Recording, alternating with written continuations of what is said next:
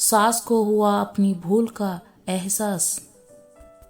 राधा जी एक आम मध्यम वर्गीय परिवार की मुखिया थी।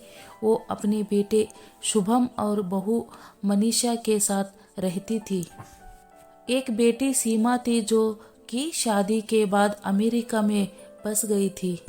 राधा जी के पति की मृत्यु बहुत पहले ही हो चुकी थी। शुभम और मनीषा की शादी के 5 साल हो गए थे, लेकिन अब तक उनकी कोई संतान नहीं थी।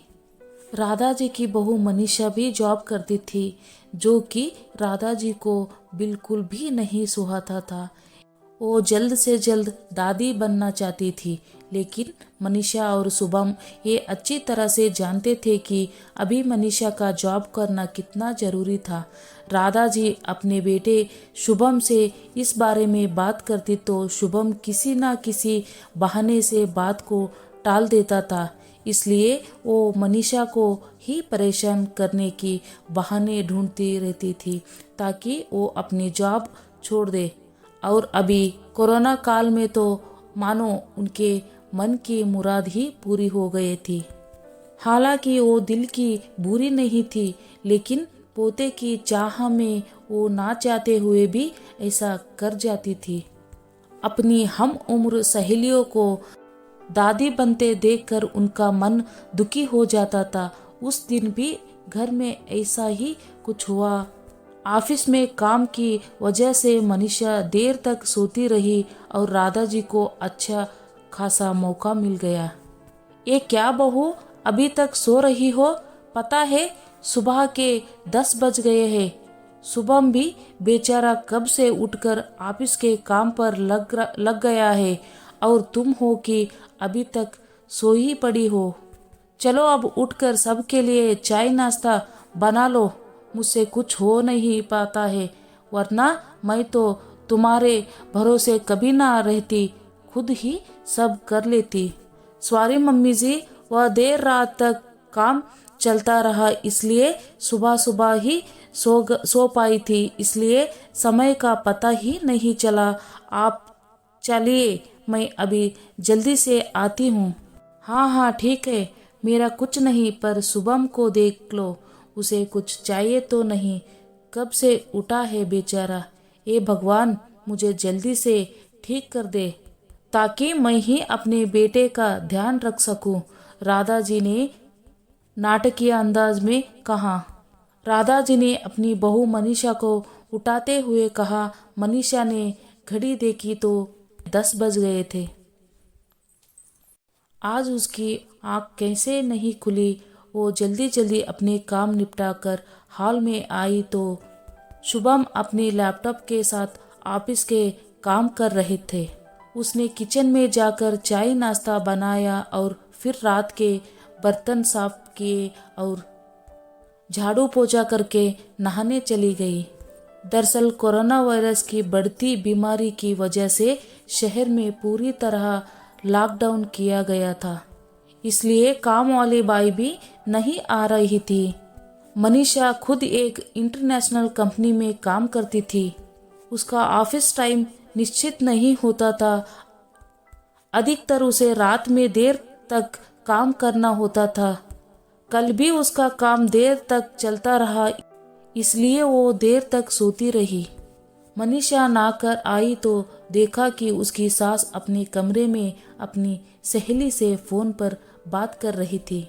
बातचीत में अपना नाम सुनकर मनीषा सास की बात सुनने लगी।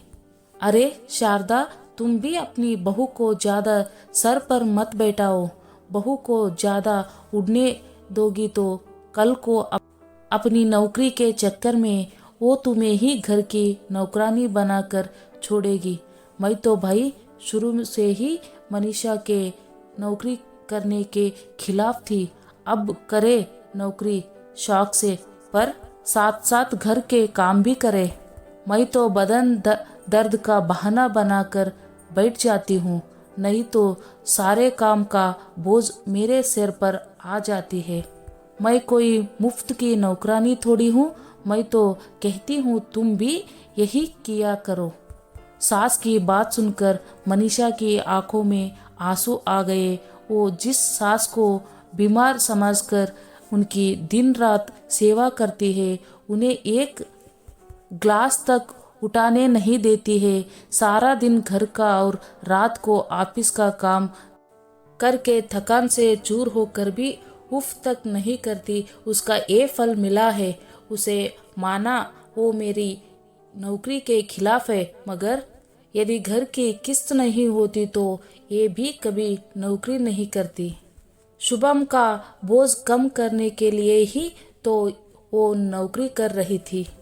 खैर, अभी के मुश्किल समय में वो सास से किसी भी बात पर बहस नहीं करना चाहती थी जिससे घर का माहौल खराब हो, इसलिए वो उनकी बात को नज़रअंदाज करके वहाँ से चली गई। लेकिन उसकी नज़रों में राधा जी की इज्जत जरूर कम हो गई थी।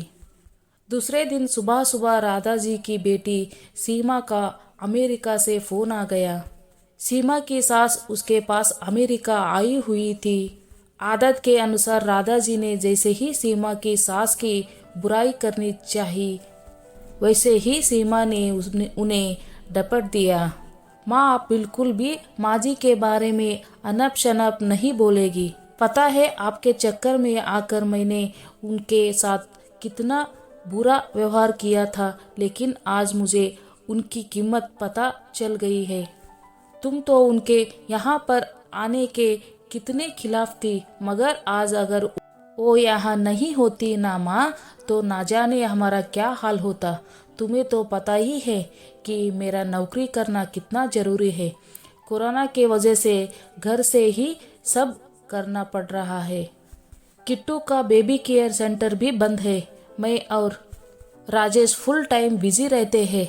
वैसे में माजी ने अकेले ही किट्टू के साथ साथ पूरे घर का सारा काम संभाला हुआ है। मुझे कुछ भी नहीं करने देती। अगर वो नहीं होती तो माँ, हमारा क्या हाल होता, ये सोचकर ही रोंगटे खड़े हो जाते हैं। सच में माँ वो साधारण महिला नहीं है, बल्कि मेरे लिए तो देवी का समान है। मेरे इतना अपमान करने के बावजूद। और सीमा रोने लगी। उसने फ़ोन कट कर दिया। सीमा की बात सुनकर राधा जी की भी आंखें भर आई। उन्हें अपनी भूल का एहसास हो गया था।